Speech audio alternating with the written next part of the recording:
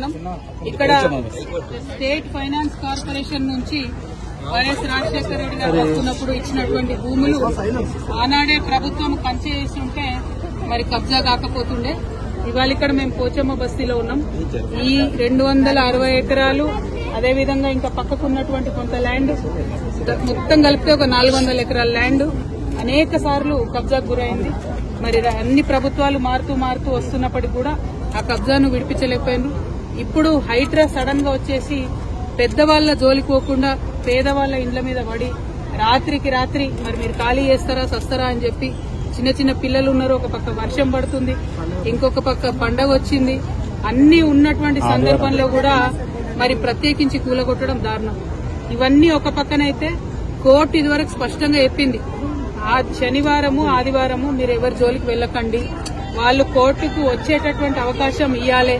ఈ దేశంలో న్యాయ వ్యవస్థ ఉన్నది కాబట్టి న్యాయ వ్యవస్థను గౌరవించాలని చెప్పింది. అయినా సరే ఈ ప్రభుత్వం దాన్ని విస్మరించి నిన్న ఆదివారం పూట వచ్చి ఇక్కడ బస్తీలో ఇండ్లు కూలగొట్టడం అంటే మామూలు విషయం కాదు, చాలా దారుణమైన విషయం. అసలు చాలా పేదవాళ్లు, ఎందుకు చాతగాని వాళ్ళు ఉన్నటువంటి వాళ్ళని కూడా, ముసలి వాళ్ళని కూడా రోడ్డు మీద గుంజేసి మొత్తం కూలగొట్టినటువంటి పరిస్థితి చూస్తా ఉన్నాం.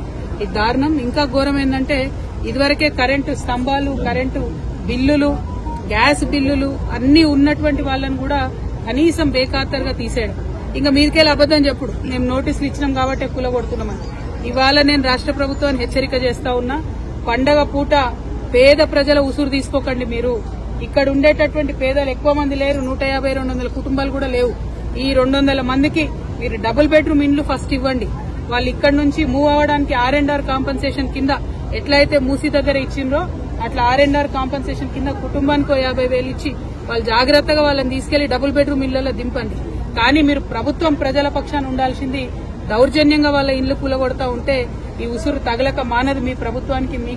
మిమ్మల్ని హెచ్చరిక చేస్తా ఉన్నాం. మీరు మళ్ళా 6వ తారీఖు లోపల వస్తామని చెప్పి హైడ్రా వాళ్ళందరూ వచ్చి ఇక్కడ వాళ్ళని బెదిరించిపోయినట. 6వ తారీఖు లోపల మీరు ఖచ్చితంగా డబుల్ బెడ్రూమ్ ఇండ్లు వాళ్ళకి ఇవ్వాలి. ఇచ్చిన తర్వాతనే ఇక్కడికి హైడ్రా రావాలి.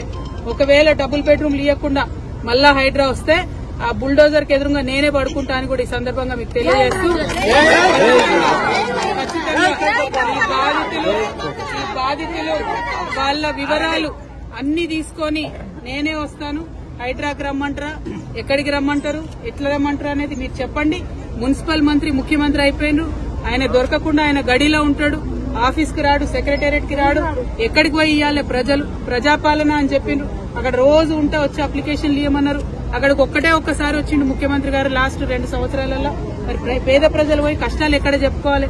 మేము ఇక్కడ వీళ్ళందరి వివరాలు కలెక్ట్ చేస్తున్నాం. దాదాపు 200 కుటుంబాలు ఉన్నాయి.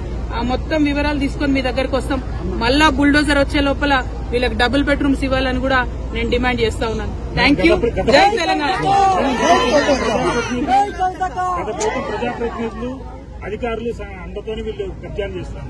కబ్జా ఎక్కడదండి? కబ్జా ఎవరు చేసిరు? అరికపూడి గాంధీ గారు చేసిరు 12 ఎకరాలు. దాన్ని తీయమనండి దమ్ముంటే ఫస్ట్. అది తీయకుండా చిన్న పిల్లలు పెట్టుకుని కూలీనాలు వేసుకునేటోళ్ళు, రాళ్ళు కట్టుకునేటోళ్ళ ఇండ్లు తీసి ఏం హీరోయిజం చూపిస్తారండి? ఎవరిని చూపిస్తారు? ఇప్పుడు అంతకుముందు ఇక్కడ వెంచర్స్ చేసి అమ్మిండ్రు బ్రదర్, మీకు తెలియదా? మీరు లోకల్ రిపోర్టర్స్. అంతకుముందు వెంచర్స్ చేసి అమ్మిండ్రు. కొంతమంది డబ్బులు ఇచ్చి కొనుక్కున్నటువంటివి ఉన్నాయి. 5 లక్షలు 6 లక్షలు కట్టి రూములు కొనుక్కున్న వాళ్ళు ఉన్నారు. మరి ప్రభుత్వం వాళ్ళకి 6 లక్షలు ఇవ్వమని చెప్పండి ఇక్కడ నుంచి ఎలాగొట్టేటప్పుడు. అంటే నేను అనేది ఏంటంటే ప్రభుత్వం ఫేర్ గా ఉండాలి. ఏ ప్రభుత్వంలో కబ్జా జరిగినా కూడా తప్పే ఫస్ట్ ఆఫ్ ఆల్. కానీ కబ్జా పేదవాళ్ళదే కనబడుతుందా, పెద్దోళ్ళది కనబడదా? ఎకరాలు మింగింది కనబడదా? నేను అనేది ఏంటంటే అవి కక్కించండి మీరు, మీకు దమ్ముంటే. అవి పక్కన పెట్టి పేదవాళ్ళ ఇళ్ల మీద పడి జులుం చేస్తామంటే చూసుకుంటూ ఊరుకునేటోళ్ళు లేరు. నేను మళ్ళా చెప్తున్నా, 6వ తారీఖు లోపల వస్తామని చెప్పి వార్నింగ్ ఇచ్చిరట్టు ఇక్కడ వాళ్ళకి. 6వ తారీఖు లోపల మీది నిజమైన ప్రభుత్వం, ప్రజల ప్రభుత్వం అయితే ఇక్కడ బిడ్డలందరికీ మీరు డబుల్ బెడ్రూమ్ ఇండ్లు ఇవ్వండి. ఇవ్వకుండా 6వ తారీఖు నాడు కనుక మీరు వస్తే బుల్డోజర్ కి ఎదురుగా నేనే పడుకుంటా. మళ్ళీ చెప్తా ఉన్నా. Thank you. జై తెలంగాణ.